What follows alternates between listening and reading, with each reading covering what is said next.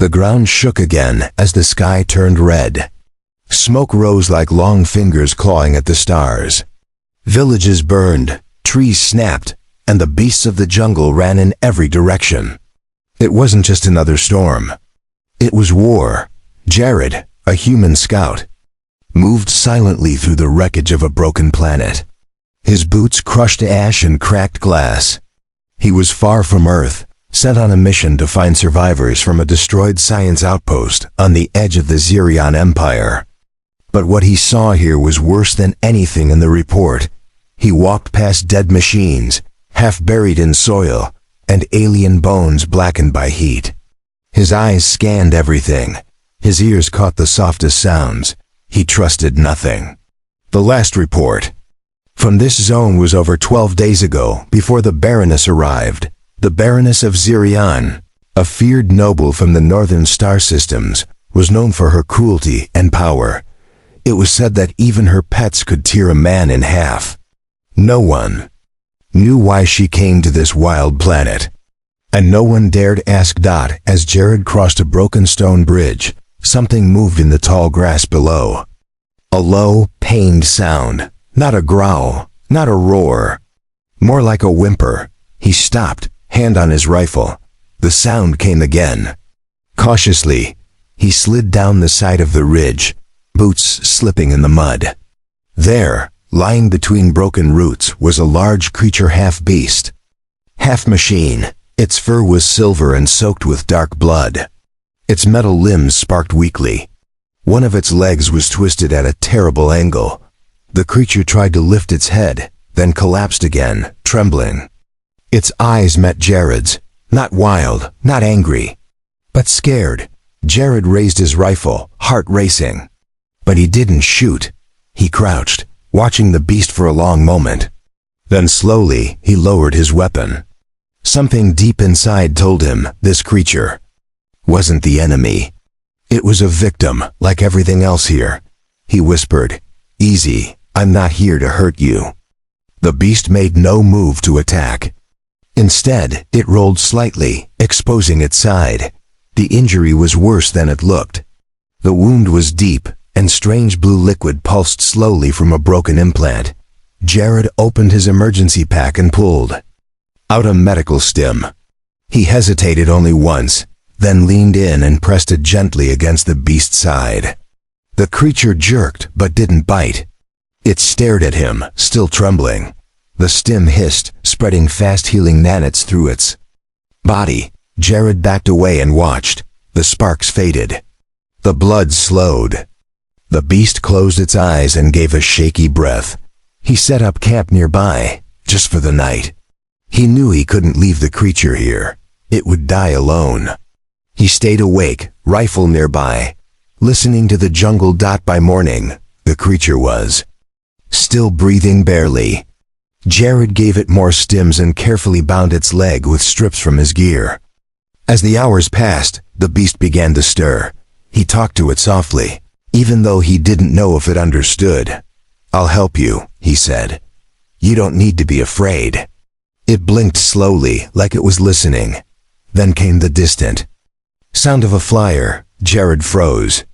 A sleek black shadow passed overhead. His eyes narrowed. That wasn't patrol. It was something worse. He looked back at the beast.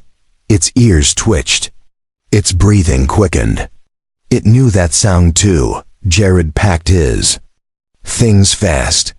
He couldn't be found here with a wounded alien beast.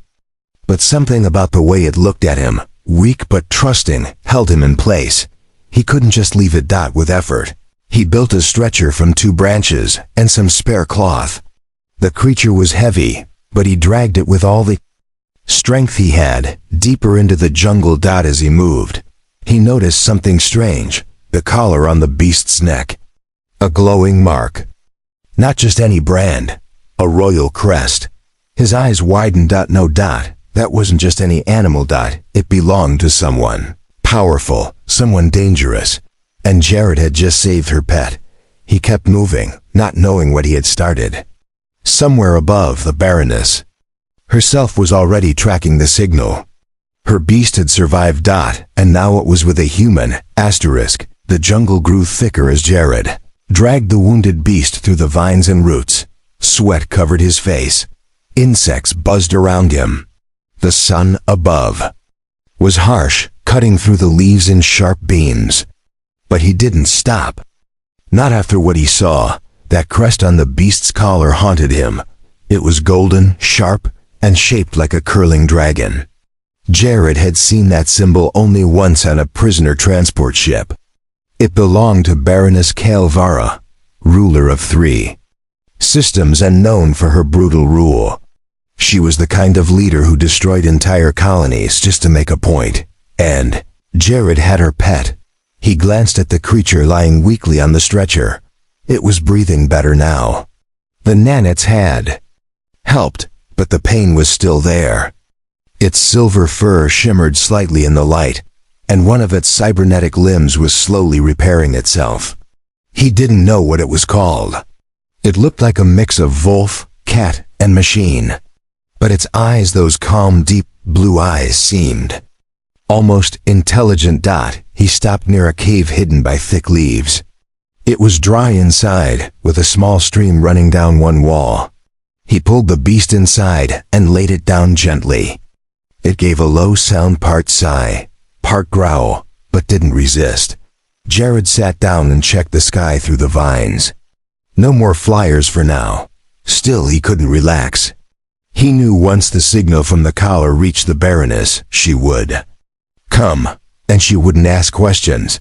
He looked at the collar again. It blinked slowly, a pulsing red light. A tracker, most likely. If he had time and the tools, he could try to disable it. But out here, he barely had food. Still, he had to try. He took out his toolkit and carefully examined the device. The beast watched him quietly. He could feel its breath, warm and shaky. He worked slowly, afraid of triggering any defense system. Baroness Calvara wasn't stupid. Her pet's collar was more than just for looks. As he opened the side panel, a small screen lit up. A voice came through, cold, mechanical, and female. Signal confirmed. Recovery team en route. Do not move. Jared cursed under his breath and yanked the wires out. The screen went dark. The beast growled softly. Yeah, I know, Jared whispered. She's coming. He had no plan. He wasn't a soldier anymore, just a scout. He couldn't fight a royal team. But he couldn't abandon the beast either. He didn't know why, but it felt wrong. That night, he stayed awake beside the creature. It slept, barely moving, its chest rising slowly. Sometimes it whimpered in its dreams. Jared reached out and touched its fur. Soft, warm, alive. By morning, it tried to stand. Jared helped it gently. It leaned on him, its weight heavy but not crushing. Its legs shook, but it didn't fall. He smiled. You're tougher than you look, he said. It gave a small, low bark, almost like a reply. Suddenly, a bright light flashed outside the cave. He grabbed his rifle and looked through the vines. A black ship hovered above the trees. Sleek, silent, with the Baroness's crest shining on its side. It landed without a sound. From the ship stepped 5 armored guards. Tall, red-armored, with glowing visors. And behind them, her Baroness Calvara. She was taller than Jared expected. Her skin was pale violet, her eyes sharp like blades. She wore a long robe made of shining metal thread. Her crown hovered above her head, floating with alien tech. Her face was calm, cold, and terrifying. She raised her hand. "Return my beast," she said, voice clear and echoing in the air. Jared stepped out slowly, his rifle lowered. "She's hurt," he said. "She would have died if I hadn't helped her." The Baroness's eyes narrowed. "You removed the tracker." "She was bleeding," he said. It was warning her killer where to find her. "She is mine," the Baroness said. "Not yours." To protect. The beast limped forward. It walked past Jared and stood between him and the Baroness. It lowered its head, as if ready to fight. Jared was stunned. "She's protecting me," he whispered. The Baroness looked at the beast, then at Jared. You saved her, she said softly. You healed what even our medics could not. Jared said nothing. His hands trembled slightly. The Baroness walked closer. Her guards didn't move. You may not know what you've done, human, she said. That beast is not just a pet. She's one of the 7 sacred guardians of my house. Jared looked at the beast beside him, stunned. She chose you, the Baroness said, her voice unreadable. He didn't understand what that meant, but the way she looked at him now, there was something new, not anger, but interest. Jared stood still as the Baroness walked slowly around him, her sharp violet eyes studying his face like a weapon measuring a threat. The silver-furred beast stayed at his side, silent but alert, her body weak yet ready to fight again, if needed. The guards raised their weapons, but did not fire. One signal from the Baroness, and they would. Jared knew that. You healed her, the Baroness repeated, her voice calmer this time, but still cold. Jared nodded once. She was bleeding out. If I hadn't stepped in, she would have died, he said. The Baroness stopped in front of him, tilting her head slightly. She should have died, she said. That was the law of the jungle. The weak fall, the strong rise. The beast growled low. Kael'vara narrowed her eyes at her creature. But she did not fall because of you. Jared didn't understand everything, but one thing was clear. This creature, this strange beast, was more than a pet. It was tied to power, to tradition, maybe even to blood. Why did you save her? The Baroness asked. Jared looked at the beast. I don't know, he said honestly. I just couldn't walk away. The Baroness turned slightly, her long robe shimmering in the sunlight leaking through the trees. You are either foolish or brave, she said. Perhaps both. That beast is trained to kill. Her loyalty is not freely given. I didn't ask for it, Jared said. But she gave it. For a moment, silence filled the jungle. Even the birds had stopped chirping. The Baroness looked at the beast again, then back at Jared. Come with us, she said. Jared blinked. What? You will return to my ship. You will explain how you healed her, and why she chose you. I'm not a scientist, Jared said quickly. I just used a medkit, nanits, basic care. No one else could reach her, the Baroness said. She rejected my medics, tore them apart. Jared looked at the beast beside him. She was still watching the Baroness, but her tail was low and calm. He could feel her trust like heat in the air. I won't go as a prisoner, Jared said quietly. Kael'vara raised a brow. You won't be a prisoner. You will be honored. Jared didn't like the sound of that.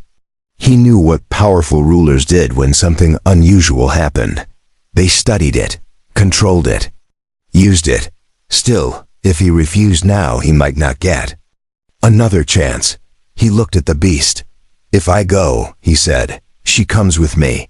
Kael'vara smiled, cold and sharp. She goes where I go. And now, so do you. With a nod from the Baroness, the guards stepped back. Jared helped the beast move forward. Her legs were still shaky, but she walked with pride. The Baroness watched them both, her thoughts hidden. Inside the sleek black ship, Jared was given clean clothes and food. His gear was taken, but not his dignity. No chains, no threats. The beast was placed in a recovery chamber made of smooth white glass and golden lines. She looked at him once before entering, calm and sure. A servant showed him to a small chamber. It was richly designed, with glowing plants and soft music humming in the walls. Still, Jared didn't trust any of it. Hours passed. Finally, the Baroness called him to a long silver hall. She sat on a curved throne that floated slightly above the ground. Around her were alien nobles, warriors, and scholars silent, watching. She has accepted you, the Baroness said. That makes you important. I didn't ask for that. No one asks for fate, she replied. A man with gold skin and 4 eyes stepped forward. He was a mind reader, Jared could tell by the tech patterns glowing along his temples. "We will see your thoughts," the Baroness said. "If you lie, we will know." Jared's heart pounded. No. All eyes turned to him. No? The Baroness repeated. "You want to see my thoughts?" Jared said. "Fine, but I want to speak first." He stepped forward, his voice steady now. "I didn't save her for power or reward. I saved her because no one else did. She was alone, scared, and dying. I saw that, and I helped. That's it." The mind reader paused, then nodded slowly. "He speaks truth," he said. Whispers spread through the chamber. The Baroness rose from her throne. Her eyes were strange now, not angry, but thoughtful. "You speak like a soldier," she said. "I was one, once. Now you are more than that." She walked to him, her crown floating above her like a living light. "She is one of my sacred beasts, and she has chosen you. That makes you bonded." Jared didn't understand. "She is yours as much as mine now. And that changes everything." Jared stood frozen. The word bonded echoed in his ears. In human culture it meant connection. But here, in this alien chamber filled with strange nobility and glowing weapons, it meant something far more serious. He looked at the beast in the chamber nearby. She stood proudly now, no longer weak. Her wounds had closed, and her silver fur shone again. Her deep blue eyes met his. She gave a slow blink, calm, loyal, unafraid. Baroness Kael'vara stepped closer. Her long metal robe made no sound, but her presence felt heavy. "Do you understand what this means?" she asked. Jared shook his head. "No, not really." The nobles around the room stared at him like he was a wild animal. One of them, a tall male with red armor and curved horns, spoke coldly. "If the beast has bonded to him, he must enter the rite." Jared turned toward him. "What rite?" The Baroness raised a hand, silencing the noble. "The rite of recognition," she said. "It is ancient law.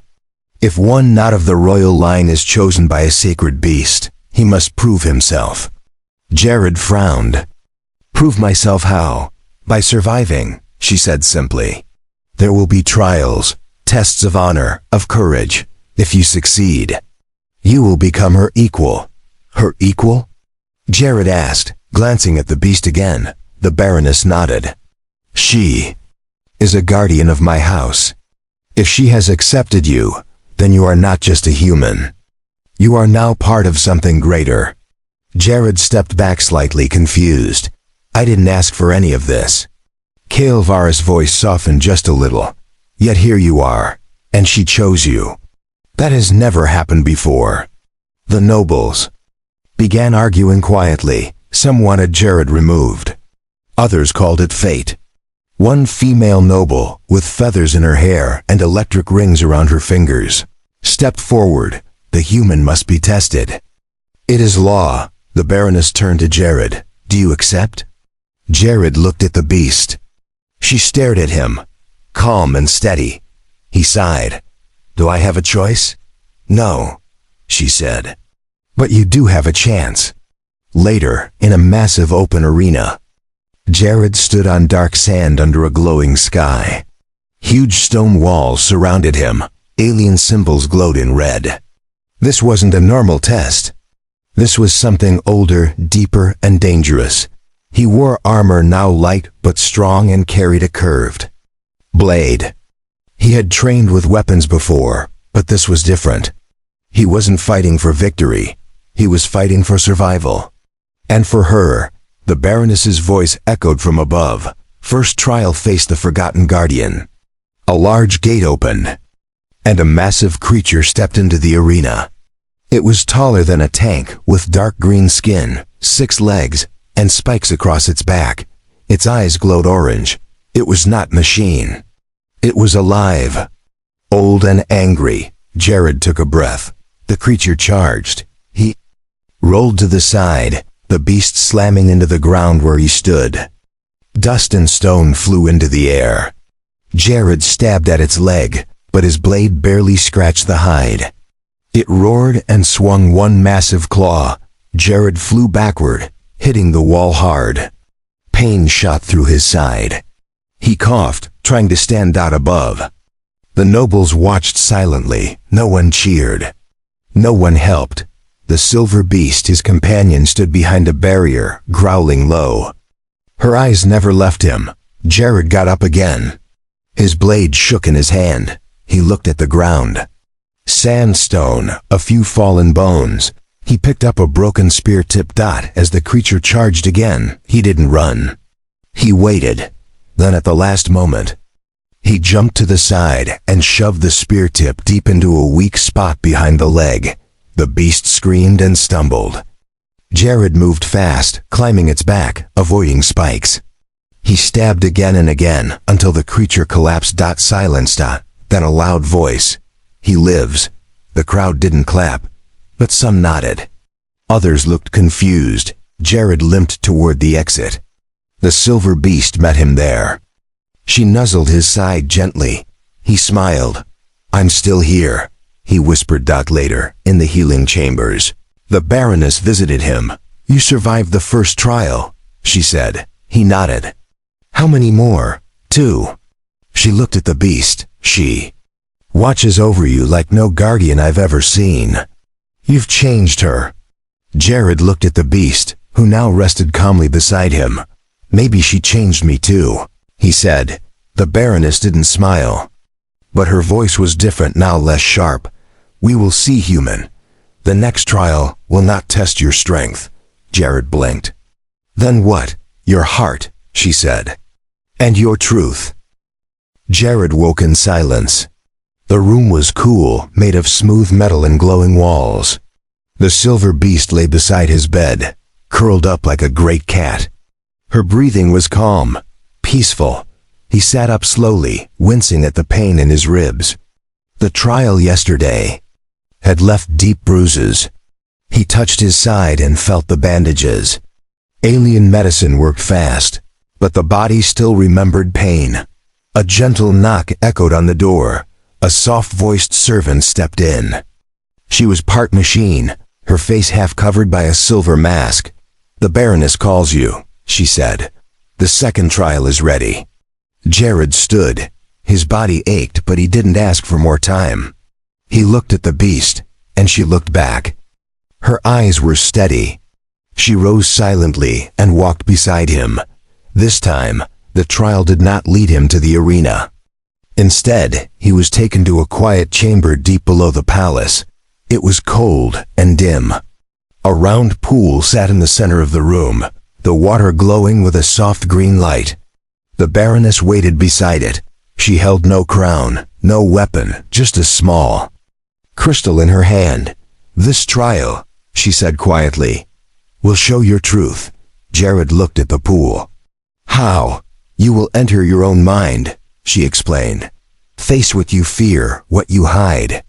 If your heart is false, the pool will crush you, and if it isn't, you will return stronger." Jared took a breath. "All right," he said. He stepped into the pool. The water wasn't wet. It felt like fog, like memory. It rose around him, pulling him in without touch. Then he was standing in his childhood home. Earth.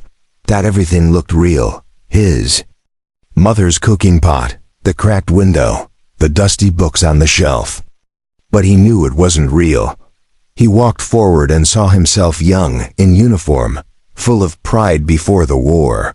The boy turned to him and said, "You left them." Jared froze. A second vision came, the day his squad was ambushed. His friends, screaming, his hands trembling. He had run, not because he was weak, but because he knew they would all die if he stayed. He made a choice, still. The guilt never left. Now it stood in front of him like a living shadow. "You think saving a beast makes you clean?" the shadow whispered. Jared clenched his fists. "I did what I could. I'm still doing what I can." The shadow stepped forward. "You're not a hero." "No," Jared said. "But I'm not a coward either." The shadow cracked like broken glass. Light spilled through. Then another voice came, gentle, kind. "Why did you stay with me?" Jared turned. It was the silver beast.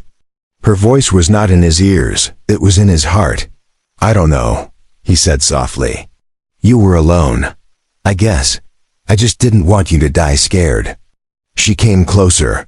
"Then I am not scared anymore," she said. He reached out and touched her face. Warm. Real. Then the vision faded. He gasped. Rising out of the pool, the Baroness stood nearby. Her eyes unreadable. "You faced yourself?" she asked. He nodded, still breathing hard. "Yes, and I'm not perfect. But I don't run anymore." The Baroness stared at him for a long time. Then she stepped forward and touched his shoulder. Few survive that trial. Even fewer return clear. He turned to see the beast walk toward him, her head high. She touched her forehead to his chest, a sign of deep trust among her kind. "He has passed," the Baroness said, louder now. The nobles watching through the walls bowed slightly.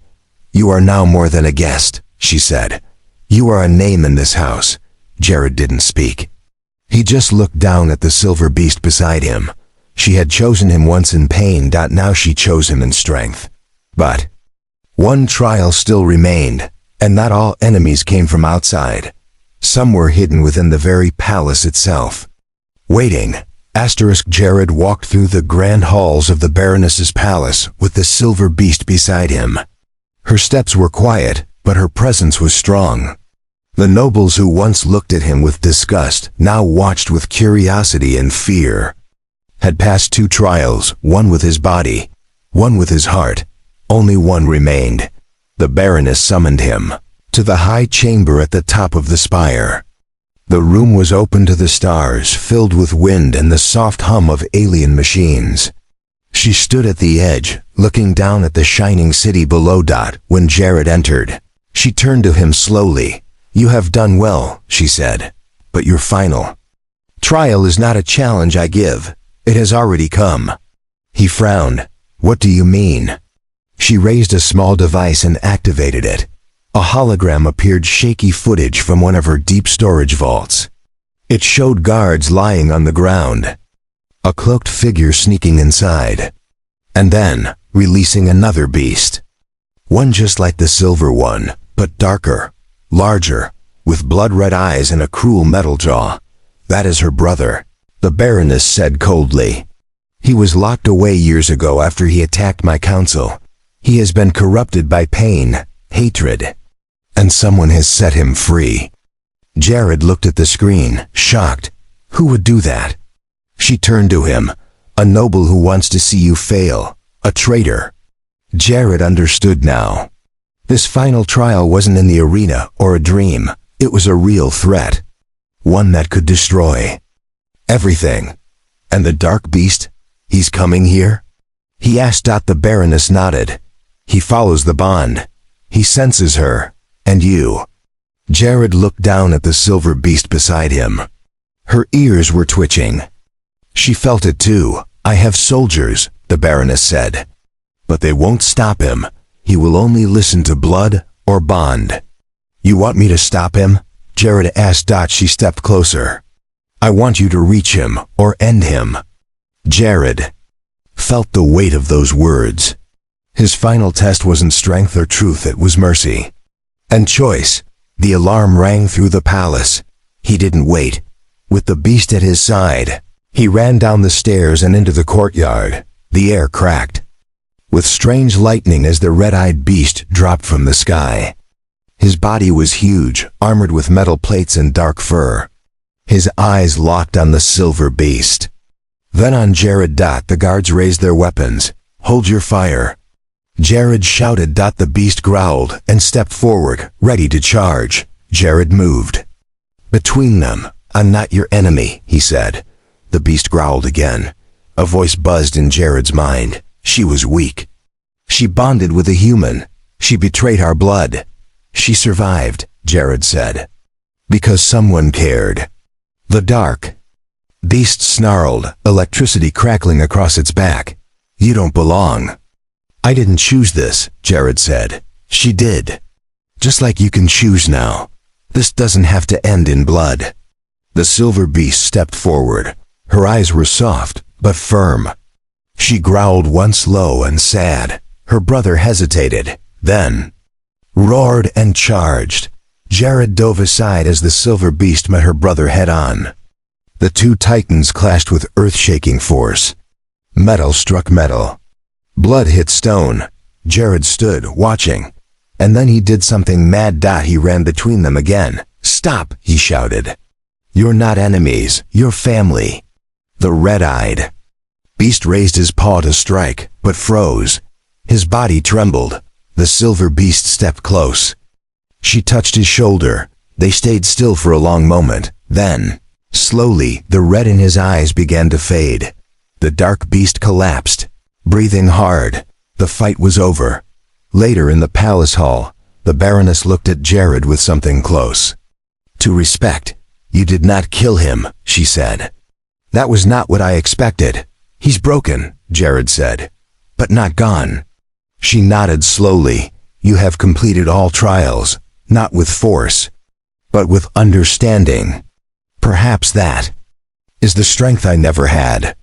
Jared looked at the silver beast beside him. "She showed me a better way." The Baroness raised her hand. "In the name of House Kael'vara, I declare you guardian bonded. You are now part of this bloodline, not by birth, but by choice." The nobles bowed. Even the doubters. Jared stood quietly, a human among aliens. Beside him, the silver beast raised her head high, and far above, the stars shimmered like they knew something powerful had just begun.